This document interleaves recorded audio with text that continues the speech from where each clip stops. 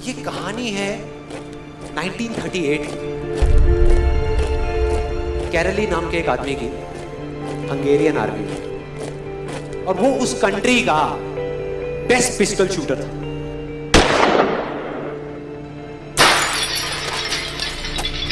जितनी भी national championships हुई थी उस कंट्री में, उसको वो जीत चुका था।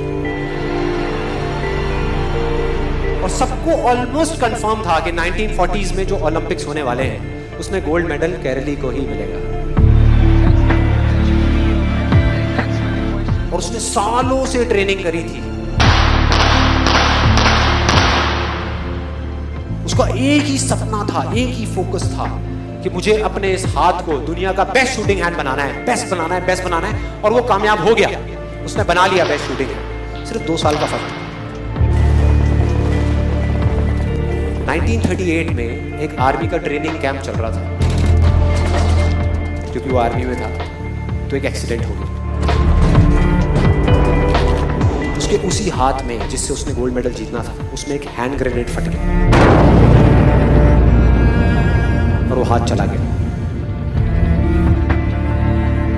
जो उसका सपना था, जो फोकस था, सब खत्म।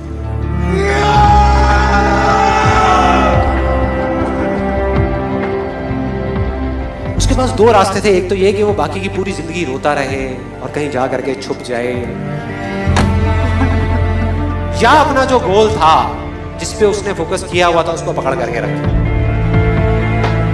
तो उसने फोकस किया उस पे नहीं जो चला गया था, जो उसके पास नहीं था।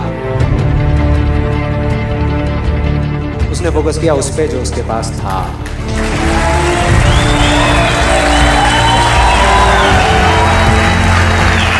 जो उसके पास था। और क्या था उसके पास में? एक लेफ्ट हैंड, एक ऐसा हाथ जिससे वो लिख तक नहीं सकता था। 1 महीने तक उसका हॉस्पिटल में इलाज चला इस हाथ के लिए, और सही 1 महीने बाद अपनी ट्रेनिंग शुरू कर दी इस हाथ की।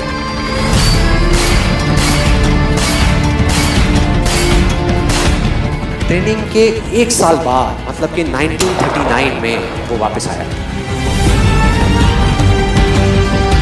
नेशनल चैंपियनशिप्स हो रही थी वहीं पे हंगरी में, और बाकी भी बहुत सारे पिस्टल शूटर्स थे वहां पे। उन्होंने जा करके उसको कंग्रेचुलेट किया, कहा कि यार देखो, ये होता है जज्बा, ये होती है स्पोर्ट्समैन स्पिरिट, कि इतना सब कुछ होने के बाद भी तुम यहां पर आए हो हमको देखने के लिए और हमारा हौसला बढ़ाने के लिए। किसी को नहीं पता था कि वो 1 साल से अपनी ट्रेनिंग कर रहा था लेफ्ट हैंड की। और उसने जवाब दिया, मैं यहां पर तुम्हारा हौसला बढ़ाने नहीं आया, तुम्हारे साथ कॉम्पीट करने आया हूं, तुमसे लड़ने आया हूं, तैयार हो जाओ। और कंपटीशन हुआ। बाकी सब वहां पर जितने भी लोग थे वो कॉम्पीट कर रहे थे अपने बेस्ट हैंड से। ये कॉम्पीट कर रहा था अपने ओनली हैंड से, ओनली हैंड से। कौन जीता? The man with the only hand, Karoly जीत गया। लेकिन वो यहां नहीं रुका।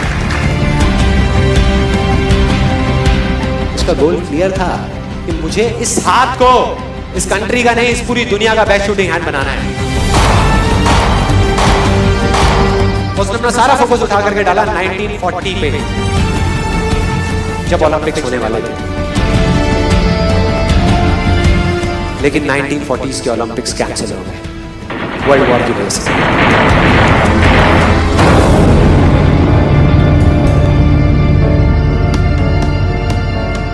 उसने अपना सारा फोकस उठा करके कहां डाल दिया?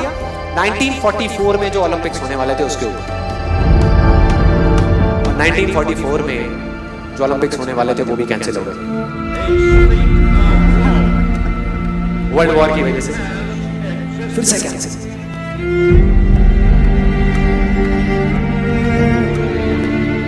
उसने अपना सारा फोकस उठा करके डाल दिया 1948 के ओलंपिक्स में। 1938 में उसकी एज थी 28 साल।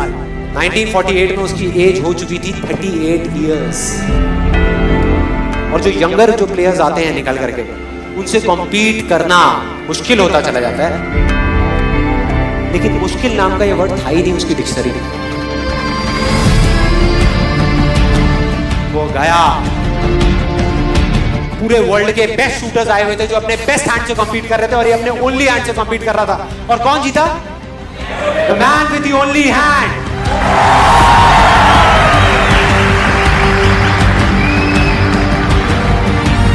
लेकिन वो तब भी नहीं रुका। 1952 ओलंपिक्स, दोबारा कॉम्पीट किया उसने, और इस बार गोल्ड मेडल कौन जीता? गैरल ली।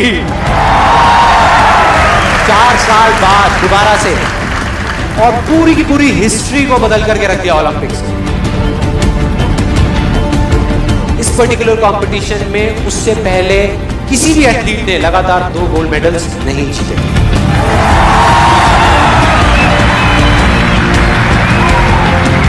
अब किसी भी लूजर के पास चले जाओ, उसके पास लिस्ट होगी बहानों की कि मैं इस वजह से फेल हुआ अपनी लाइफ में, इस वजह से मैं कुछ नहीं कर पाया। बहुत लंबी लिस्ट है। और दूसरी तरफ विनर के पास चले जाओ, उसके पास में 1000 वजह होगी वो ना करने की जो वो करना चाहता है, सिर्फ एक वजह होगी वो करने की जो वो करना चाहता है, और वो कर जाएगा।